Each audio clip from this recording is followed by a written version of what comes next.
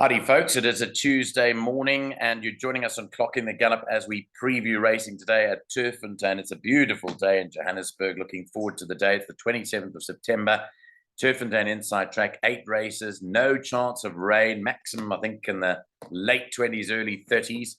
Lyall, are you ready dressed for the course today? You're on your way already? Nico, I'm scared because it is so hot. It's only September. I've been burnt already. Yes. So I'm a bit nervous, to be honest, Nico. I'm Yeah. not going to be wearing a suit unless I have to. It's just too warm out there at Turffontein. Yeah, it is. It's going to be a lovely day out there.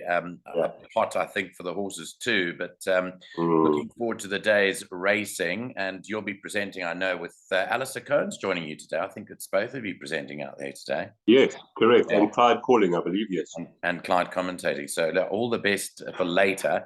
Before we kick on with today's program, I just want to remind people that might not know already that this week we're doing the launch of our Clocking the Gallop direct line service. And this is exactly what it is all about. It's focusing on the upcoming weekend's racing, starting on Friday at Fairview, running through to the doubleheader on Saturday at Turffontein and Durbanville. We do know that Top Bet are sponsoring a couple of big races at Turffontein on Saturday, and we've got a couple of huge races at Durbanville as well. And then we've got Sunday racing at Greyville as well as Monday racing at Greyville. And we're off as a team, and Lyall will testify to this. We're doing this as a team effort to find you the winners. And not only are we trying to find you the winners, Lyall Cooper, but also what we're trying to do for the public out there is tell them how difficult the card is. And in each race, telling them whether they should be playing that race or not.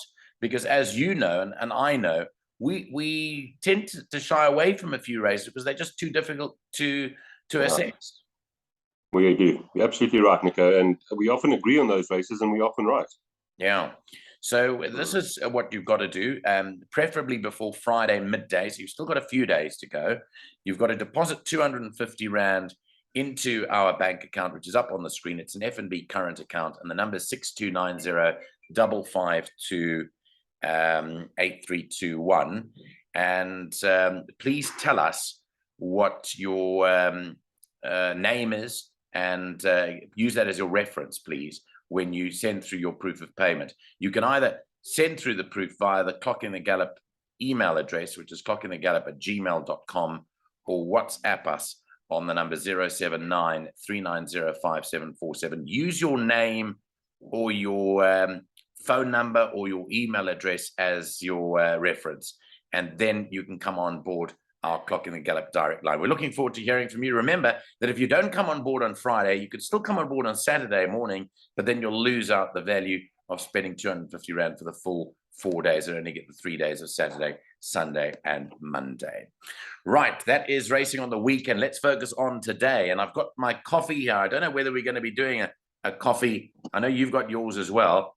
Yes. But I don't know whether we're going to be doing a coffee bet today, but I think we will. I think you and I are about squarish, eh? You and I are about squarish.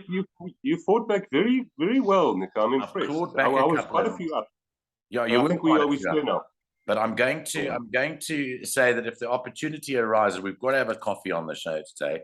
So let's run through the card. By the way, I've also got all the changes and the latest changes as at 8 o'clock, because we're recording this just after 8 a.m. this morning. I'm going to first of all tell you that in race 1, if I can just look at my screen here, number 3, Future Wolf, has got a tongue tie. Earmuffs are on number 6, Green Light for Go. That's an interesting change, the earmuffs on. Number 10, Black Lightning, has a compression mask and a pressure halter. No blinkers for number 11, Labrasco. And number 12, Sugar Beach, has a compression mask. So quite a bit to talk about there. Lyall, these maiden handicaps, I think there's 3 of them today, are really, they're 4. They're 4 today. They're really tough. And I spent a lot of time on these maiden handicaps when I was looking at it last night, because when you look at it very, very closely, a lot of them come in with chances only because of the weight they set to carry. Correct. 100% correct, Nico. And I know you're good at finding those roughies that have a few weight turnarounds. And the problem I found with today is generally the 4 maiden handicaps. So the horses at the bottom have got such weak form But it could be a tricky card. This one of them might come through and win and blow everyone out. Yes. So let's look at the betting on that first race, because the favorite is Global Approach, who's had plenty of chances. Number 4, 18-10. You've got number 3, Future Wolf, at 9-4. So not much to choose between them.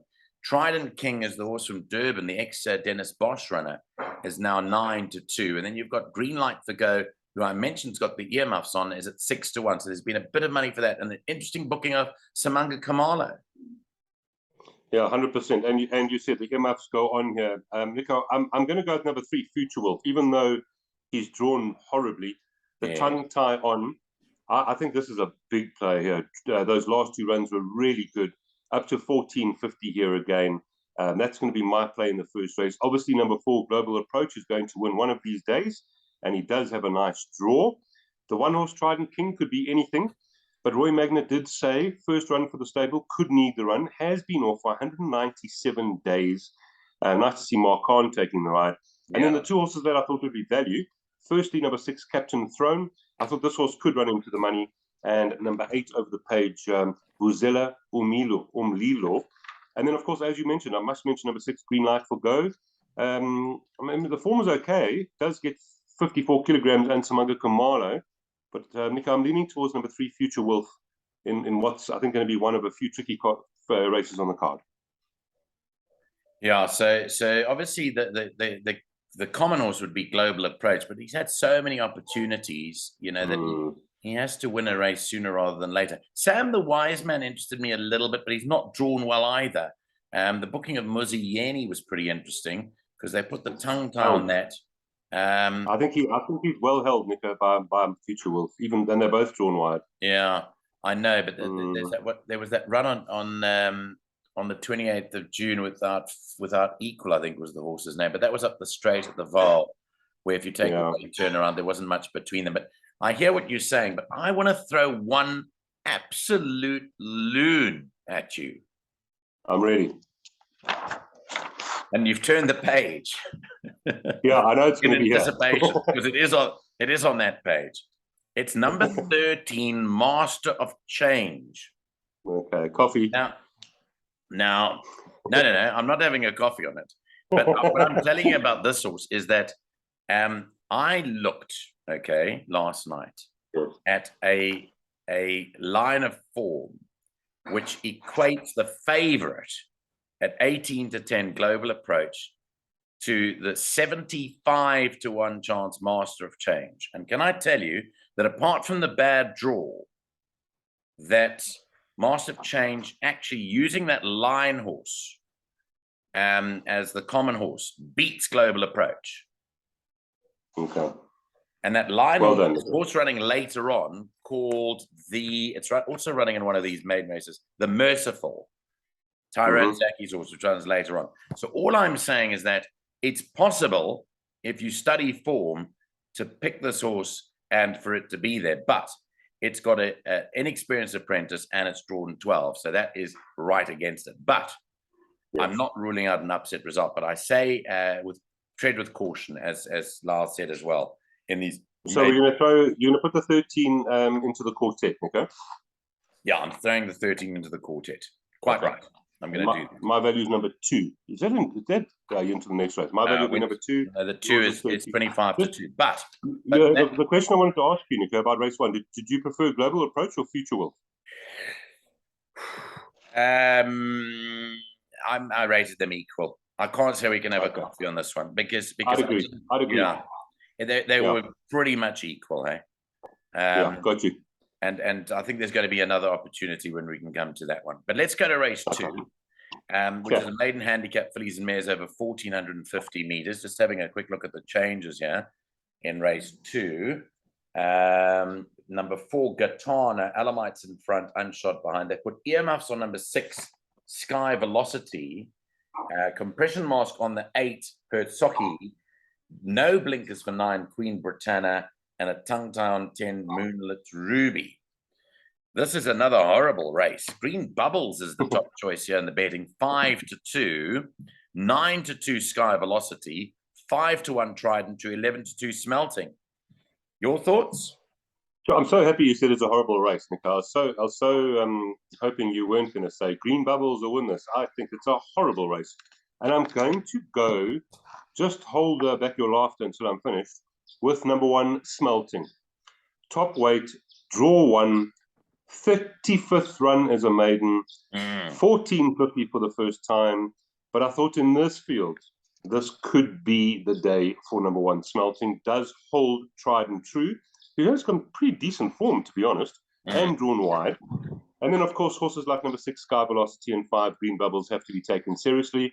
And then a message from Ashley Fortune. She does prefer Southern Style over Hertsocky, particularly with that draw.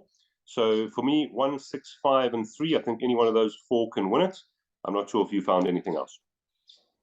Well, I don't like it at all. I don't like this race at all. People are talking about Green Bubbles as a possible winner, but when you look at a couple of other horses, they're right on top of Green Bubbles, or they beat Green Bubbles. So if you put Green Bubbles in, you've got to put other horses such as Sky Velocity, such as Hertsocky, such as Queen Britannia, even number 9, 20 to 1. Yep. And Ashley wasn't over the moon confident about Hertsocky. So why? That just shows you about Green Bubbles. I'll tell you something about Hertsocky quickly. They fancied it to kill last time out.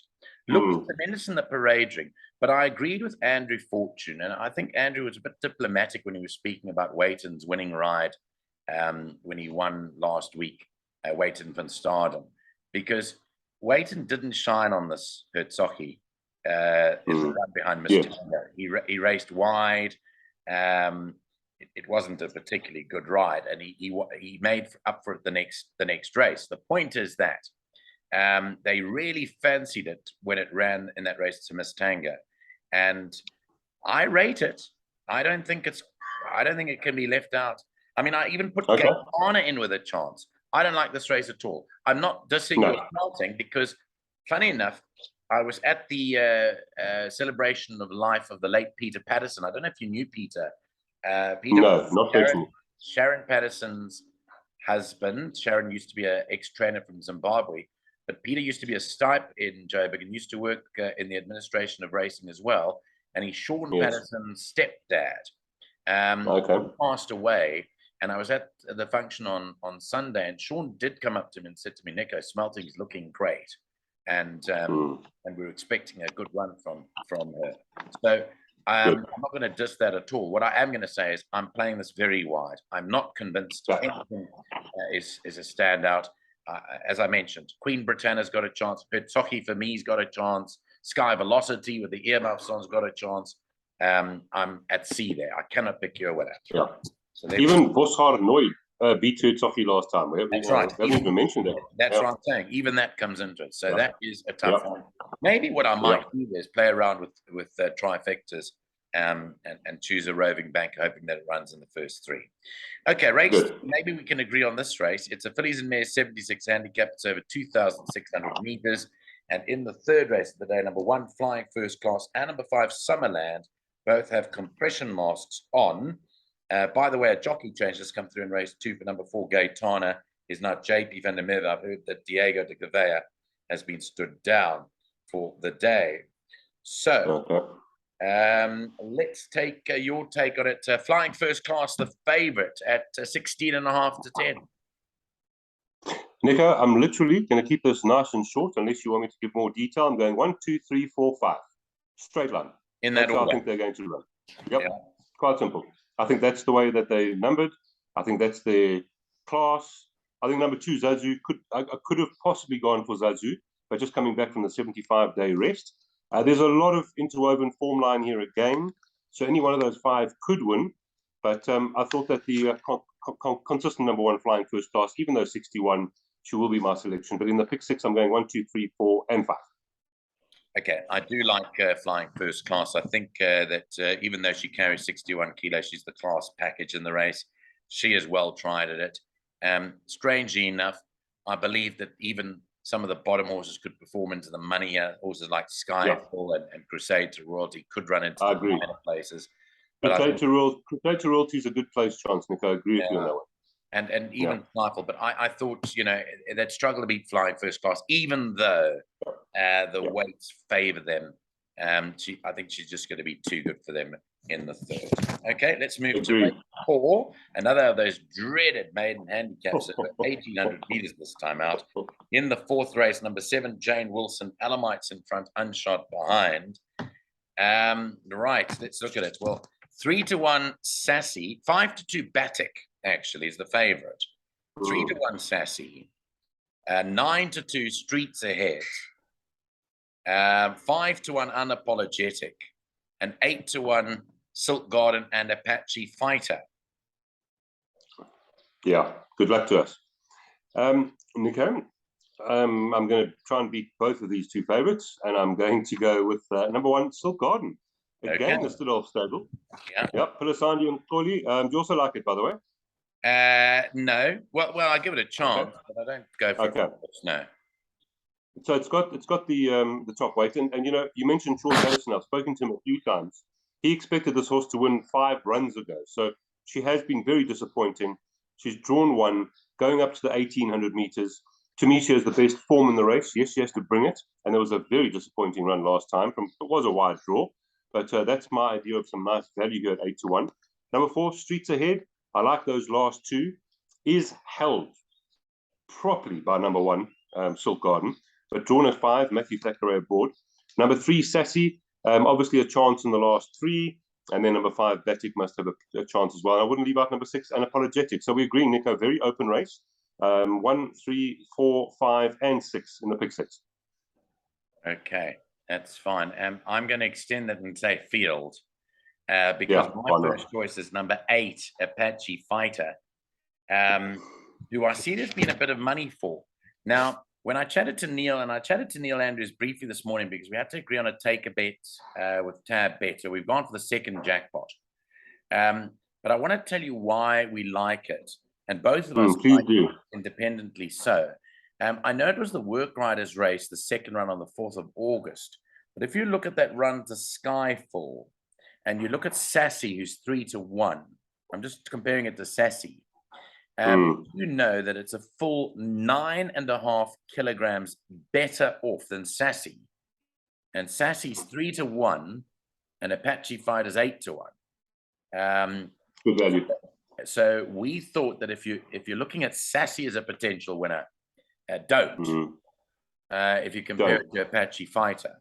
Because Apache Fighter's got it beat on the Scarfel run. Granted, that was in a Work Riders, but then go to the Tulip Tree run, okay, and it's 10.5 kilos better off for a 7-length beating.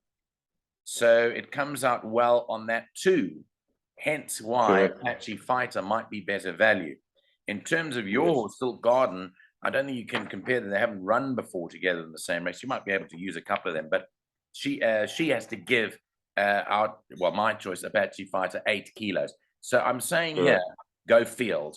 This race is a field race in the jackpot, because in the pick 6 even, because Pinky Levine, who's coming from a lengthy layoff, could have benefited from that rest too. I don't know if you like that at all, Pinky Levine. Pinky Levine, I wrote 18 again, must have a place chance, particularly on that penultimate. Drawn at 3. These aren't easy. We did allude to this. Maiden handicap's not easy. Okay, and it's not going to get better in the next race either, because the next race is another maiden handicap, and here you can scratch Lord of Light number 2, which doesn't make it any easier because it was one of the favorites at 2-1. Again, it's a nightmare of a race.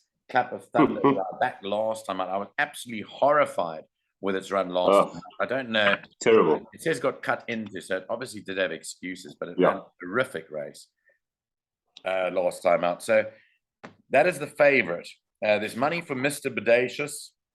The Inkosana 3-1, Prime Example 7-2, and the other 3 are outsiders. What did you think?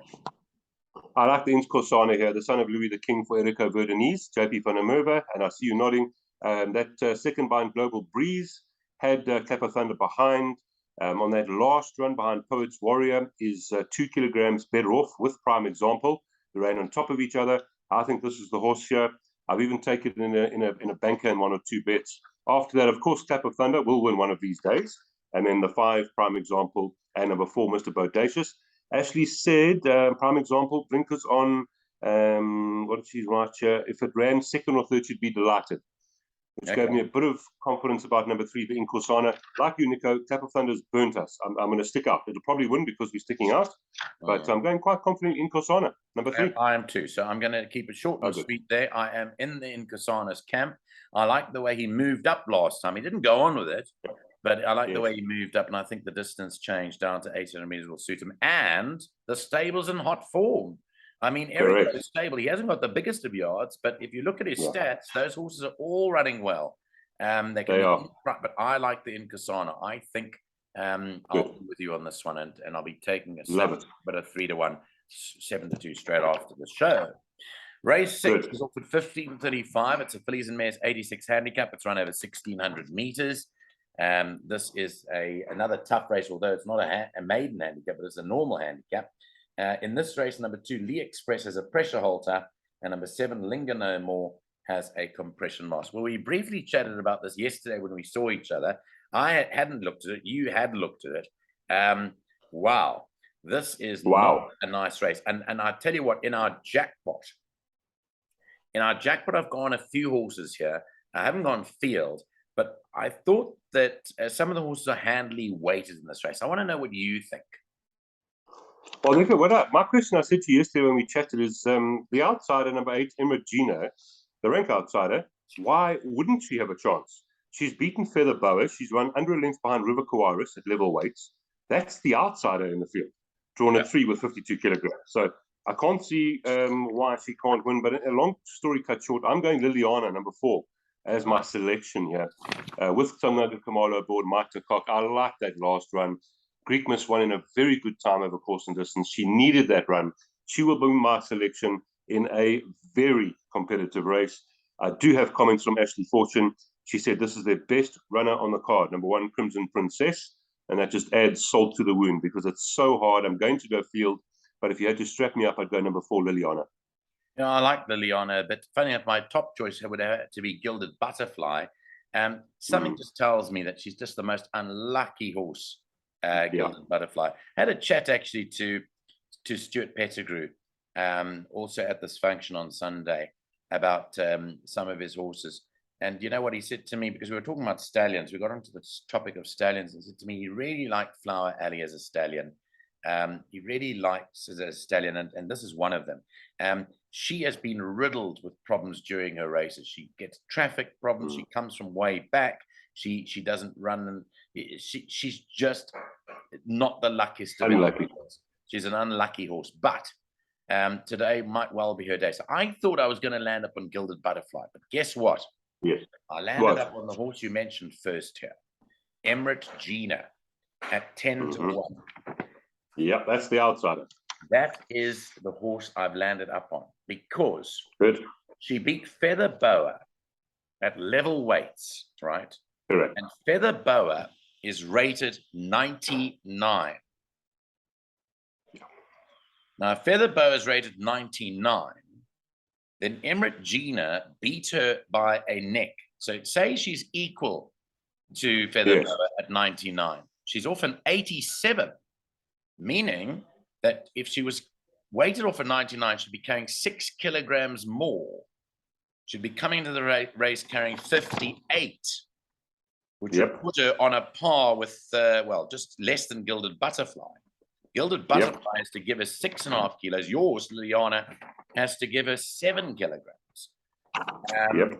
I think you were pretty spot on when we chatted about this yesterday. You said to me, Nico, even the rank outsider, Emirate Gina's got a chance, and that would be my first choice. So I'm going to go Emirate Gina, Gilded Butterfly, Liliana, and Code Zero were our 4 horses that we put in the jackpot. Actually, I think the winner will come from one. I love it. Yeah, I love it. I would like to put in Peyton's Tears in the jackpot. Oh, do you? Okay. You would want to add in Peyton's Tears. Okay. Because on that run behind Halloween, there's not much between Gilded Butterfly and Peyton's Tears. Yeah, but even though she hasn't won she hasn't won for 523 days, and I was big on her last time, and she just went down. I think she's got a chance from that bad draw. Nico, I'm so glad you've gone for Emirate Gina. We're sitting here live, and I'm going to join you if you don't mind. I'm going to take the 8 as my first selection ahead of Liliana. Okay. That last run you were talking about, she was awkward. bumped at the start, rallied. There've been 5 winners. She's got 52 kilograms. You've mentioned 99-minute rating. There's some really good form in her behind. Well, what I might do, in fact, I'm just going to send him a voice note as we are doing this to tell Neil to maybe consider this as his price booster. So let me just, while I'm speaking to you, just give Mr. Andrews, who's hanging in out there. I think he's busy at Supersport this morning. But whilst we're doing our preview, both Lyall and I like a bit of this outside in race 6, Emirate Gina. And maybe Neil might go for that as his price booster. We'll see what he decides. He likes those big prices. Okay. So let's move on to race number 7 now.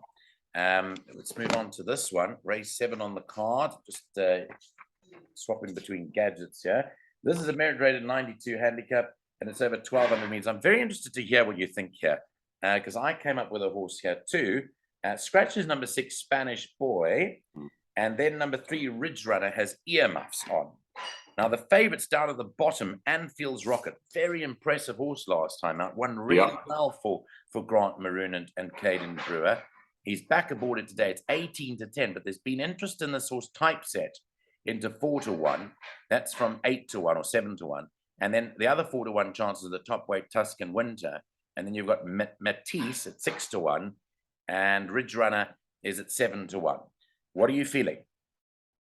Well, when you first look at this race, it looks so easy, but it isn't. I'm going with Typeset. I wonder if you found the right horse here. Yeah, that's same as me. Yeah, that's exactly. Muzieni, Barney Bronkhorst, Boisterous. We don't need to tell everyone what Boisterous did the other day. That third behind Aurora Gold. Guess who was behind? Feather Boa, 54 kilograms, drawn 5. Typeset for me is the horse to beat. And when I saw the 8-1, I was shocked, Nico. Now I see it's 4-1. Did you have a bit? Did you take a bit of 8-1? No, I actually didn't, but I should have, Nico. Yeah. You know, we've got to back ourselves. I think Typeset's a massive. And Boisterous, just for those of you who didn't realize, Boisterous came out and ran a cracking second on what was that, Thursday, Nico? Yeah, I think it Saturday. was. Yeah, Thursday. Cracking. So yeah, those form lines are so strong. A horse that I'm going to have a lot of respect for here is a horse like Expeditioner, who's also, but now has gone up to 10-1. I wouldn't be leaving this out, although well held by Matisse, number 7. If you go to Anfield's Rocket, number 5, Expeditioner, has beaten Anfield's Rocket, and Anfield's Rocket's worse off at the weight. So this is not a one-horse race at all. So 8 Typeset, number 7 Matisse, excellent penultimate. And then, of course, the one, Nico, Tuscan Winter, there's no fool, this chap. Keegan Amello, what a season he's having so far. Got horses like Faraway Winter behind him. Very good run. But yeah, sorry, I'm talking a lot. Typeset is my selection, but I did think Matisse, the one Tuscan Winter, Expeditioner, and Anfield's Rocket had chances. Yeah, I'm definitely on Typeset here. And again, you mentioned it. So Boisterous ran second on Thursday to Pyromaniac, remember? In that race, which is a great run. I think Typeset has all the ingredients for a ready-made winner. If you look at the run last time out over the course and distance, it ran to Aurora Gold. It was rated 93. Aurora Gold is rated 101. So again, if you do your maths, this comes in as the upper 90s. It ran to like 99 or 98, which would mean it's well in by a bit. I thought the 2 horses down at the bottom, the filly Typeset and the colt Anfield's Rocket, had the key here. I think one of them will win. And for me, I'm thinking just the 2 of them to go in. I do hear you with Expeditioner, because if you look at Expeditioner's run behind Time Silhouette, it's got Anfield's Rocket beaten on that. Correct. Anfield's Rocket's first run. So I believe that that's got a chance too. Good. Okay, the last of the day is a merit rated 79 handicap. It's over 1,200 meters. This is off at 4:45. Let's just quickly run through the changes, and then we'll wrap it up on our side for you. Final race of the day, scratch to 13, Earl of Cardigan, and 14, Back to Basics. They are the 2 reserve runners that came out at 8:15 this morning. Number 2, Infinite Peace, no blinkers, got earmuffs on those, so they've changed the equipment on Infinite Peace. Now, the favorite here is Kalahari Blue at 7-10, and then you've got Power Ranger at 7-1, and then you can basically write your ticket about the others. I must say, I'm very big on Kalahari Blue. Yeah, and Nico, the first 2 runs, you could say, pretty average. Did make the debut in the Group 3, well beaten by Orangutan, and then beat Smelting, who's no superstar. But then, like you say, Nico, that third behind Thunderstruck was amazing. 52.5 kilograms. I'm sure you're going to give us some merit rating knowledge here. Yes, drawn to very, very hard to look past. But I do think there's value in the places here. Number 1, Chayavana, and number 12, Power Ranger. If the people don't want to take a win, I think number 1 and 12 could be very good place value, particularly fixed odds there, as you can see their prices. But Kalahari Blue, banker in the pick 6, Nico. Yeah, we're taking the same stance, Neil and I. Kalahari Blue is a ready-made banker today. And I'll tell you how the numbers stack up on the last run. Remember, the last time out, Kalahari Blue ran off a 77. It ran third to Thunderstruck. The merit rating was not adjusted. Thunderstruck, Lyall Cooper, is rated 114. Well, there we go. So when you start doing that, at worst, on that run, it's 105, and it's off a 77. It's ridiculous. It just defies belief that this horse is off a 77 today. Its actual rating is probably very close to 100, if not more, on its last run. That's what it ran to, and I think it'll have to fall. It'll have to fall. So should have 63. Should have 63.5 kilograms, more or less, right? Carrying a stack. Although what I do agree with you is Chayavana, a place bet. Yeah. He's a nice horse. Wow. That Chayavana. He's the stable companion, but maybe a place bet on him. Time don't lie, Nico.